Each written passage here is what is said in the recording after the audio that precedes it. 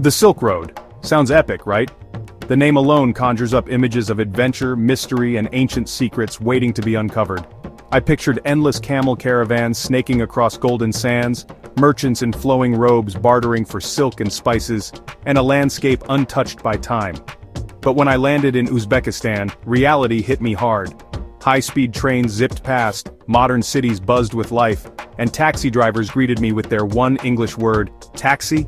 It was a far cry from the ancient world I'd imagined. The romance of the Silk Road? These days it's mostly replaced by Wi-Fi signals and TikTok dances echoing through the courtyards of ancient madrasas. The past and present collide in the most unexpected ways. My mission was clear. Find out if any of that old magic still lingers beneath the Instagram filters, sparkly phone cases, and endless selfies. Was there still a story to be found here? I was ready for adventure, confusion, and a lot of plov. I wanted to taste, see, and experience everything, even if it meant getting lost along the way. The journey started not with a camel, but a cramped airplane seat, knees pressed against the tray table, excitement buzzing in the air. Descending into Tashkent, I expected endless sand dunes. What I saw instead was a sprawling green city, full of leafy parks and wide boulevards. My Hollywood vision needed an update. The real Uzbekistan was more surprising, more vibrant, and far more complex than any movie set. The echoes of the Silk Road are still here, but they're competing with car horns, pop music, and the daily hustle of modern life. Uzbekistan is a blend of ancient grandeur and modern quirks, where centuries-old architecture stands side by side with neon signs and bustling cafes. You can stand in a 1,000-year-old madrasa and hear a TikTok video being filmed nearby, the past and present layered on top of each other. I was on a quest to find the soul of Uzbekistan, even if it meant getting lost in a bazaar, butchering the local language, or stumbling into unexpected adventures. This wasn't just a trip, it was a cultural investigation with me as the slightly confused detective, notebook in hand, eager to uncover every secret. The adventure was just beginning, and the road ahead promised surprises at every turn, and it was already weirder, wilder, and more wonderful than I ever expected. Tashkent feels like two cities mashed together. Soviet concrete meets Central Asian color. It's a place where the past and present collide in the most unexpected ways, and every street corner tells a different story. Walk one way, massive, imposing avenues stretch out, lined with concrete giants that echo the city's Soviet legacy. These wide boulevards feel almost cinematic, as if you've wandered onto the set of a Cold War-era film. Turn a corner, and suddenly you're swept into a bustling market bursting with spices and bread, where the air is thick with the scent of cumin and fresh-baked lepioshka. The energy here is contagious, and you can't help but get swept up in the rhythm of daily life. The Tashkent Metro, not just a subway, each station is a work of art from chandeliers to marble columns.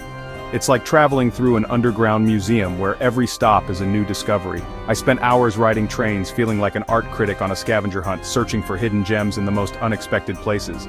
The stations are so beautiful, you almost forget you're underground. Above ground, the city is a patchwork of old Soviet blocks and shiny new buildings. Glass towers rise beside weathered facades, and the skyline is a living timeline of Tashkent's evolution. Maps are mostly useless. The city's layout changes every few blocks. Streets twist and turn, and just when you think you figured it out, you're lost again. You surrender to the chaos and hope for a good cup of tea.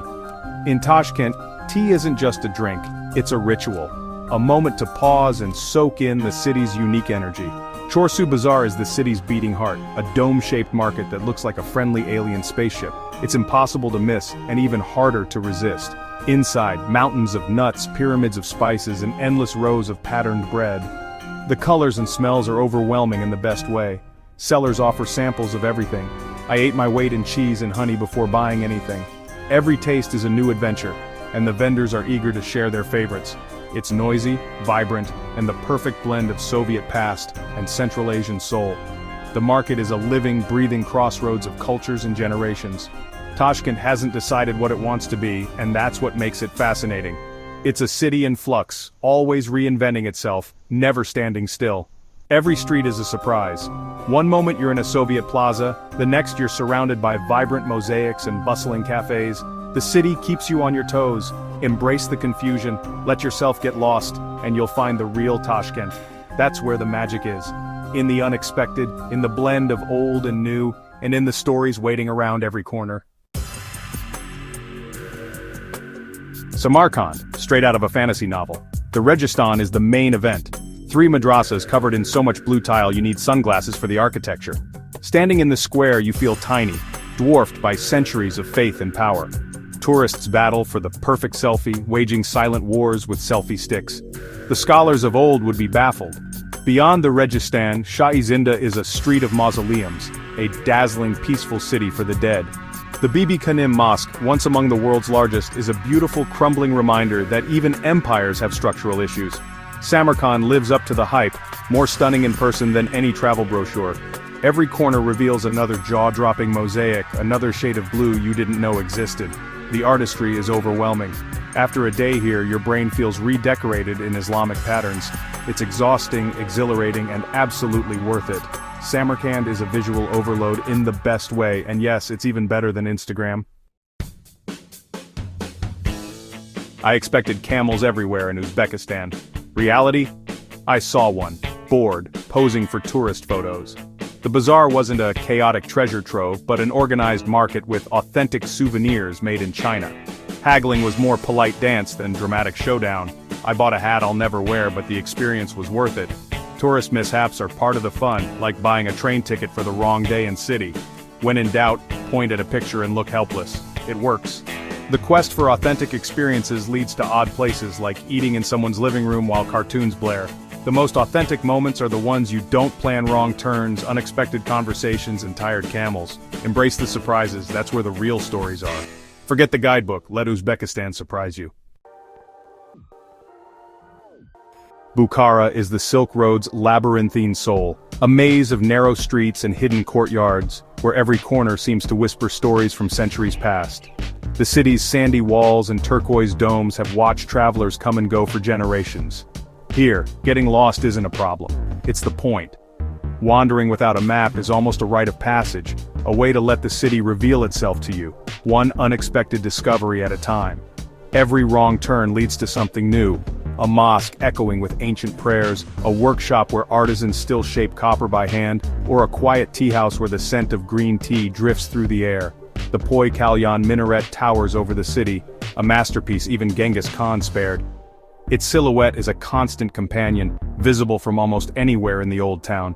It's the anchor you keep returning to after wandering for hours, a beacon that helps you find your way back, no matter how far you've strayed. My days in Bukhara were simple: breakfast in a sunlit guest house, then aimless wandering through the city's tangled streets, letting curiosity guide my steps. I stumbled into ancient trading domes filled with the scent of spices, quiet neighborhoods where children played, and tea houses where life moves slowly and conversations linger. Bukhara feels less like a tourist site, more like a living city that happens to be ancient and beautiful. Its rhythms are shaped by the people who call it home. Modern touches are here, boutique hotels tucked into old caravanserais, trendy cafes with Uzbek flair, even a puppet theater that delights both locals and visitors. The mix of old and new is what makes Bukhara special. It's a city where history and modern life blend seamlessly, creating a unique atmosphere. You can explore a 9th century mausoleum in the morning, then sip cappuccino in a leafy courtyard cafe in the afternoon, feeling the centuries overlap. Bukhara respects its past but isn't stuck in it. Restoration projects breathe new life into ancient walls while new ideas keep the city vibrant. And no matter how lost you get, you're exactly where you're supposed to be, part of Bukhara's living story woven into its timeless maze. In Uzbekistan, you will eat plov. It's not a suggestion, it's a fact. Plov is everywhere. Rice, carrots, onions, meat, all cooked in a giant kazan. Every region, every family has their own recipe, sometimes with chickpeas, raisins, or quail eggs.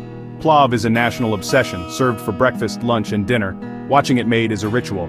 Chefs command their cauldrons like conductors. The first plate is heaven. By the 5th, you start to feel like you're made of rice and lamb fat. Refusing plov is like refusing a handshake, it's just not done. Beyond plov, the food is simple and satisfying: round, patterned bread, naan, kebabs, noodle soups, dumplings. But it always comes back to plov, a symbol of hospitality and tradition. My advice? Embrace the plov, enjoy the bread, and maybe pack some indigestion tablets. Food here is about community. Every meal is an invitation. Say Ramat and dig in. You'll never leave hungry, just pace yourself. Uzbekistan's people are famously hospitable. sometimes overwhelmingly so. Look lost for 5 seconds and someone will help you.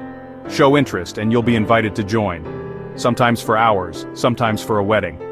A simple question can turn into a meal, tea, and a family photo session. The language barrier rarely matters. Smiles, gestures, and Google Translate do the trick. I learned about people's lives with barely a shared word. Sometimes it feels like a friendly abduction, like when a baker put me to work stamping bread or a taxi driver insisted on a detour to his favorite viewpoint. Generosity is at the heart of Uzbek culture. A guest is a gift from God. The famous gold-toothed smiles are everywhere. Dazzling, surprising, and utterly charming.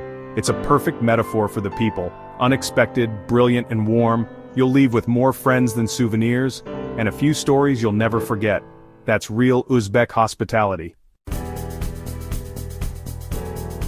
Uzbekistan is a land of contradictions. Ancient and modern collide everywhere. You'll marvel at a 600-year-old minaret while teenagers walk by, glued to their phones. Instagram is king, locals and tourists alike stage photo shoots at every historic site. The selfie stick might as well be the national bird. These places aren't just relics, they're part of daily life. You'll find fast Wi-Fi in ancient caravanserais and tea house owners taking orders on tablets. The country is leaping into the future without erasing its past. Sometimes it's jarring, QR codes on medieval walls, but it keeps Uzbekistan alive and relevant. Here you can connect with Silk Road history in the morning and post about it by afternoon. It's the best of both worlds, old and new, side by side. And always a few selfie sticks in the frame. Should you go to Uzbekistan? Absolutely. It's not the romantic Silk Road of legend. It's something better, surprising, confusing, and utterly charming. The journey is less about the past, more about discovering a vibrant, hilarious present.